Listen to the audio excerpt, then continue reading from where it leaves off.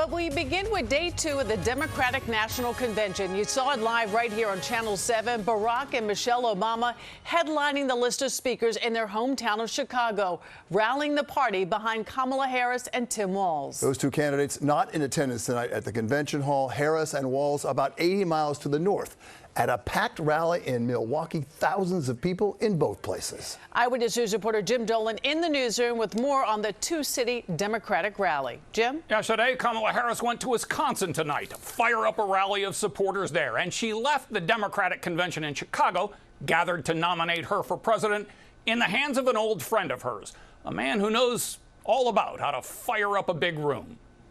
Barack Obama was just getting warmed up at the Democratic convention tonight. We do not need 4 more years of bluster and bumbling and chaos.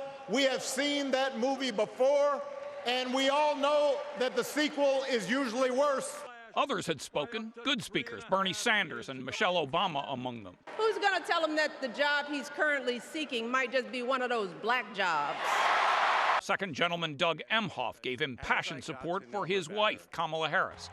But this was Barack Obama's night, and the former president set out to make the case for his old friend Kamala Harris in a style the delegates knew well. We need a president who actually cares about the millions of people all across this country who wake up every single day to do the essential, often thankless work, to care for our sick, to clean our streets, to deliver our packages.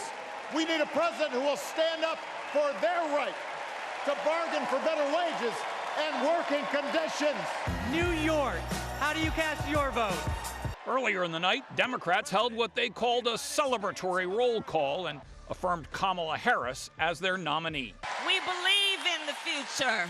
Harris, though, wasn't in Chicago. She was at a rally in Wisconsin. In fact, she was in the same venue where Republicans held their convention just a month ago, when Donald Trump was surging ahead of President Biden in the polls.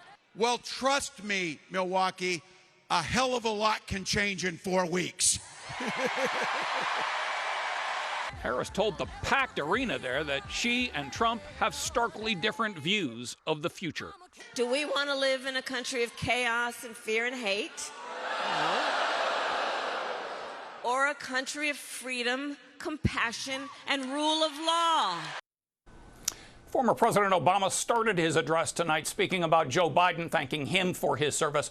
And then he spoke about an America that could be less divided, less polarized, admitting that all that might just sound naive these days. He said, though, many Americans yearn for that, and he believes Kamala Harris can deliver it. Bill? What a spokesman he is, and what a great orator. Thank you so much, Jim, for that. By the way, ABC's live coverage of the Democratic National Convention continues tomorrow night, and we're told now it is 1 hour earlier. It gets started at 9.